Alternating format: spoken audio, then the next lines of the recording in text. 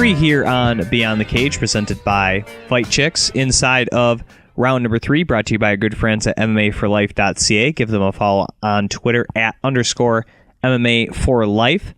We are going to preview the main card of UFC 173 from Las Vegas this weekend. The first fight of the night will be at 155 pounds as Jamie Varner takes on James Krause.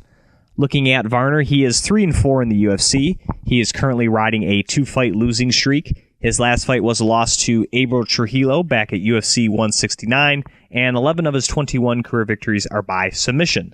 Looking at Krause, he is 1-1 in the UFC. His last fight was a loss to Bobby Green at Fight Night 31, and 13 of his 20 career victories are by submission. Looking at this fight, Dave, I think we're going to see a pretty entertaining fight between these two gentlemen. Even though both have the majority of their wins in their career by submission, both are pretty good strikers. Both can be exciting strikers.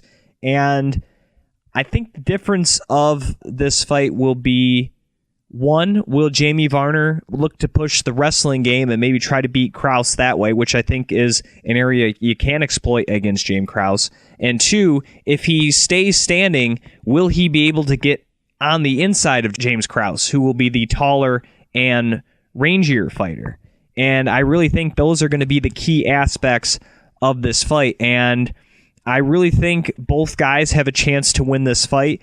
I think for Varner, I don't think his job's on the line if he gets cut, because he's been exciting in all of his fights since returning to the UFC. But I think Krause, with a loss, he has a real chance to be cut. So I think both guys kind of have something to prove in this fight at UFC 173. You know, Jim, I was reading back, and Krause's only loss in the UFC, he's only had 2 fights, but he beat Sam Stout, and the loss to Bobby Green was a questionable one, because there was a kick or a punch that was close to being a low blow, and he kind of thought it was a low blow, and then he covered up and then basically lost via strikes.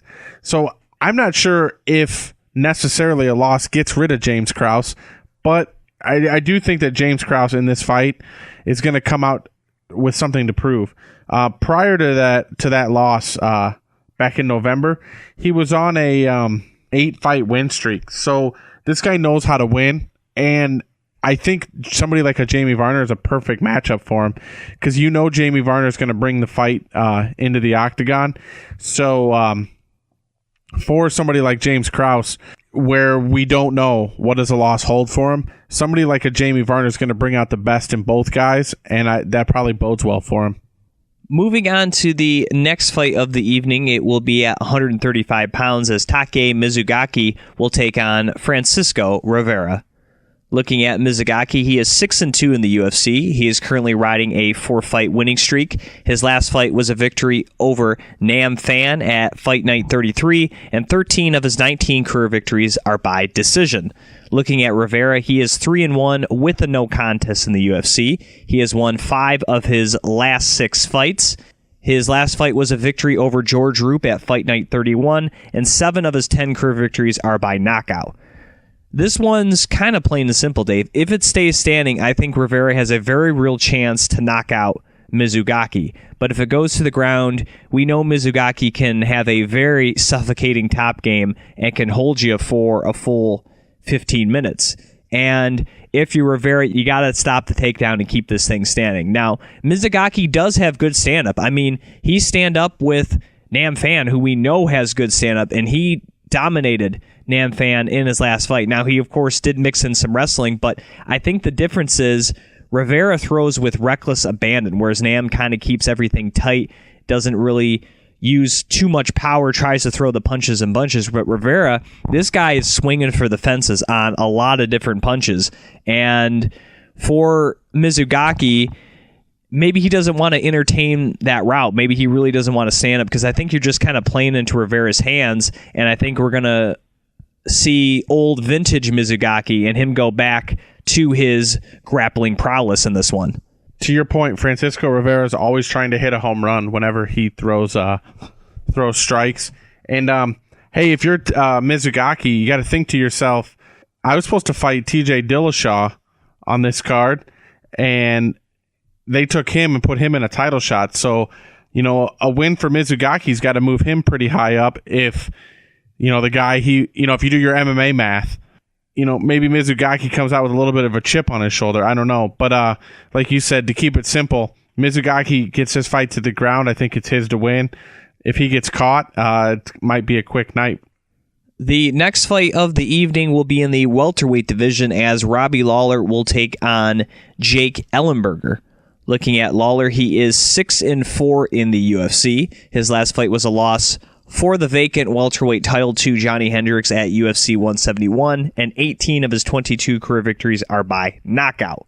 Looking at Ellenberger, he is 8-3 in the UFC. His last fight was a loss to Rory McDonald at UFC on Fox 8, and 18 of his 29 career victories are by knockout. And Dave, I think this is going to be a entertaining fight. I think that both guys have power in a lot of different areas, not just simply with hands, but also with kicks and knees and a lot of other limbs. And what I think will be the difference will be if Ellenberger doesn't get the takedown, if he's not able to take Robbie Lawler down, which is pretty hard to do, will his stand-up game be good enough to hang with Lawler? We know he has the power, but he's not the most technically sound striker. And we know Lawler, has the power, but he's really developed and has become an all-around great striker, not a guy that's just simply looking to throw haymakers. And if it stays standing, is Ellenberger comfortable enough and has he developed enough skills since the last time we see him to really go in there and hang with a guy like Robbie Lawler, who has just been on fire since coming back to the UFC from Strikeforce? Yep. Those are good points, Jim. One thing that is kind of on my mind here, Jake Ellenberger's last fight was in July of 2013, almost a full year. And since that time, Robbie Lawler fought on that same card. He knocked out Bobby Volker. Since then, he's had 2 fights against Rory McDonald and against Johnny Hendricks. There may be octagon rust, and octagon rust against somebody like Robbie Lawler, not a real good thing. This is a big chance for Jake Ellenberger, especially considering he's coming off of a loss and a very boring, not real exciting fight against Rory McDonald. And I know it's only one loss, and I know he recently just signed a new deal with the UFC, but I think that everything seems to be pointing for Robbie Lawler. Can he take Robbie Lawler down? Man, I don't think so. Robbie Lawler, do we have any idea how many times he got took down against Hendricks? I think he got taken down 2 or 3 times. It wasn't a lot. Yeah, and I would say I would say Johnny Hendricks' wrestling is a little bit better than Jake Ellenberger. So I don't know. It'll be interesting. This is a fight especially on this card. I know it's not the main event, not the co-main event, but if you're not jacked for this fight, I'm excited for it. The co-main event of the evening will pit former Strikeforce Grand Prix tournament winner Daniel Cormier against former Pride and Strikeforce world champion Dan Henderson. Looking at Daniel Cormier, he is 3-0 in the UFC, undefeated in his career at 14-0. His last fight, in his first ever fight at 205 pounds, he defeated Pat Cummins at UFC 170, and 6 of his 14 career wins are by knockout. Looking at Dan Henderson, he is 7-5 in the UFC. His last fight was a victory over Shogun Rua at Fight Night 39, and 14 of his 30 career victories are by knockout. Looking at this fight, Dave, I think standing up, Henderson has his only chance to win. And I think in his prime, Henderson would have the wrestling chops to keep up with Daniel Cormier. I truly believe that. But I think at this stage in Dan Henderson's career, as he's getting older, a little slower, not as strong as he once was, I think he's going to have a hard time truly denying Daniel Cormier the takedown. It wasn't that long ago that Jake Shields took down Dan Henderson at will and held him there for 25 minutes. And if Jake Shields can do that, a guy who's fought the majority of his career at 170 pounds, I don't see how a guy who could arguably be the heavyweight champion of the UFC, now fighting at 205 pounds because his friend is the UFC heavyweight champion. I just don't see how Cormier gets denied if he wants to take the fight to the ground. I think that's fair, Jim. But one question that I had that I wanted to ask you about this fight was, Daniel Cormier is 14-0, and much like you said, Jim, he probably could be the UFC heavyweight champion. He's dropped down in weight to 205 pounds. He's gonna fight one of the top guys in Dan Henderson, who's equally as well-rounded. And the guys above DC, Gustafsson, Jones, and Glover Teixeira, those are the three guys that are ahead of him. They've been pretty exciting in their fights. And to say Cormier's been exciting, I think is unfair. But do you think he takes the safe route and gets the takedown and grinds it out that way? Or do you know he wants that title shot? Do you think he has to come out in this fight and be exciting and take that title shot away from those other guys?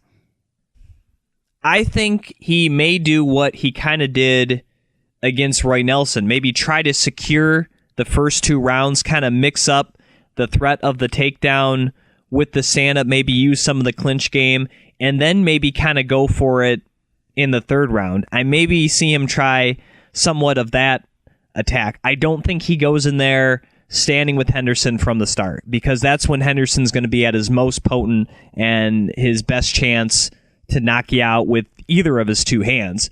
And I think for Cormier, with a win, regardless whether it's exciting, he has a real opportunity to get a title shot just because of how well he did at heavyweight, not just in the UFC, but in Strikeforce.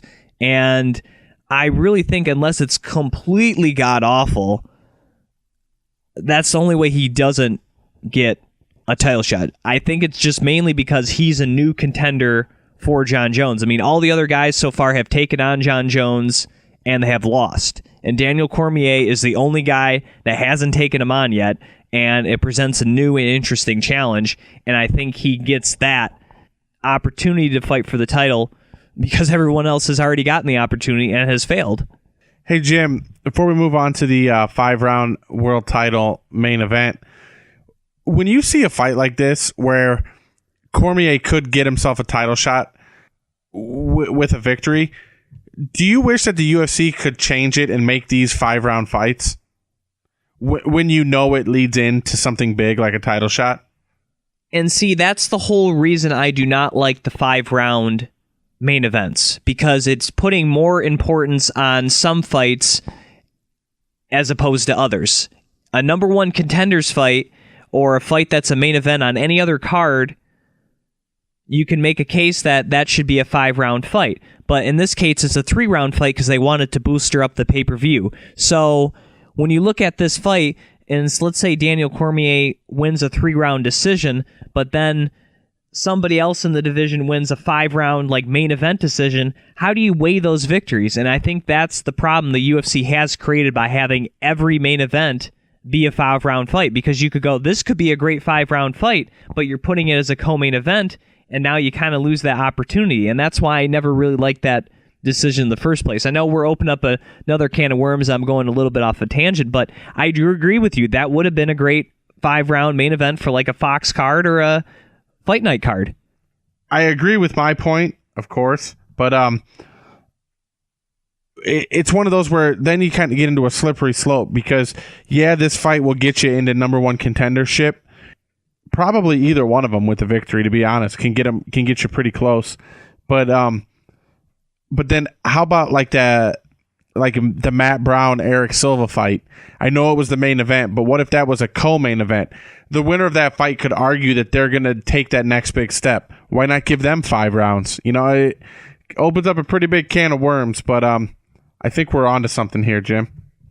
Well, let's get to the main event of the evening, which will be for 5 rounds because it's for the UFC Bantamweight Championship, as Renan Barão puts his title on the line against TJ Dillashaw. Looking at Dillashaw, he is 5-2 in the UFC. His last fight was a victory over Mike Easton at Fight Night 35, and 6 of his 9 career victories are by finish with 3 knockouts and 3 submissions.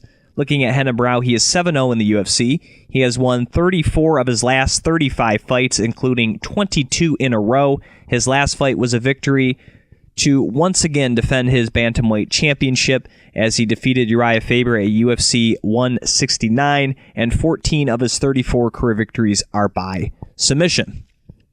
Regardless of how he got the shot or whether he should have got the shot, here he is, TJ Dillashaw, in the main event against Renan Barão. And standing up, Dillashaw does have some power. He has definitely improved since his time on The Ultimate Fighter, but I am not sure he is on the level of Renan Barão. And I don't really think he wants to stand with Barão for any length of time. I think for Dillashaw, if he wants to have success, which, again, Dave, is easier said than done, you have to get in Barão's face, you have to pressure him, and you have to try to make this ugly in the clinch and put him on his back. I know he can submit people, but there have been brief instances, where he has been on his back, and I didn't think he's looked particularly good in that area. And we know Dillashaw can be big, he can be strong at this weight class, he can have suffocating wrestling, and I think that's what he has to do. If he's bouncing around on his feet, moving around, circling, trying to be at range, I just don't see how he can beat Renan Barão, because Renan Barão has proved that if you stand with him, he's going to find a way to beat you. He can use leg kicks, he can use hands, he can use spinning attacks, he can do so many different things, and he is just a very hard guy to capture and try to contain standing up.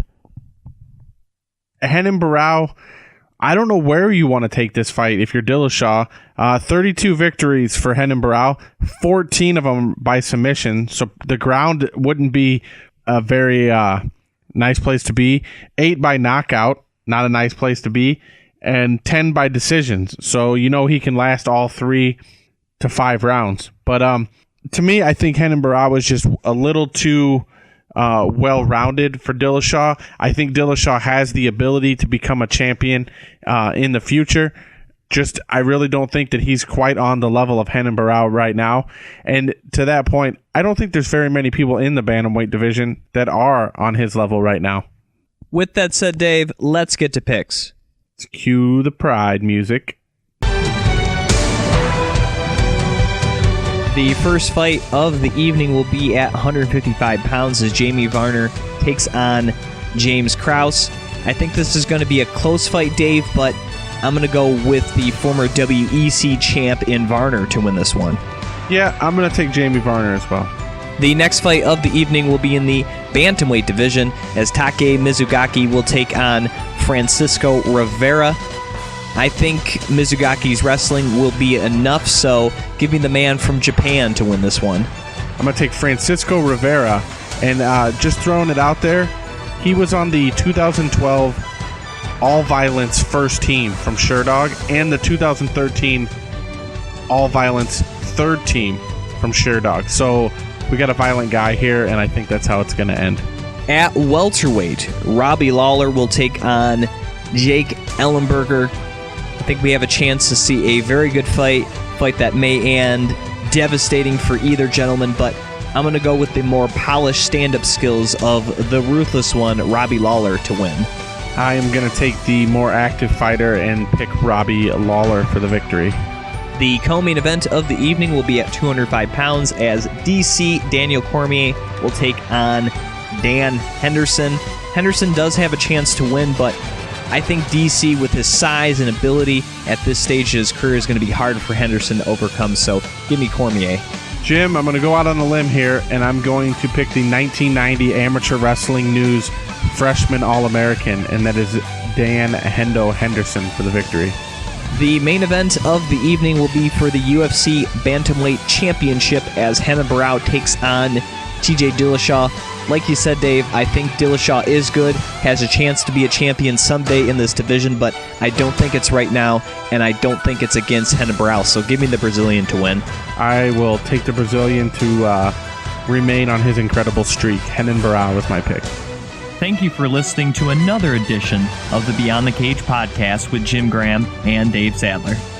For more Beyond the Cage, like us on Facebook, facebook.com/Beyond the Cage podcast. And be sure to subscribe to our YouTube channel, youtube.com/Beyond the Cage podcast. You can follow us on Twitter. I'm at Jim Gramm, and Dave is at Vigilante Juice. And you can also send us an email, beyondthecagepodcast@yahoo.com. We would like to thank the following websites: VigilanteMMA.com, MMAinsider.net, MMAforlife.ca, MMA-Freak.com, and TopRatedMMA.com for their support of Beyond the Cage. Be sure to listen to the show on the Stitcher Smart Radio app, and you can also check us out on iTunes. Once again, for myself, Jim Gramm, and my co-host, Dave Sadler, thank you for listening to Beyond the Cage, presented by Fight Chicks.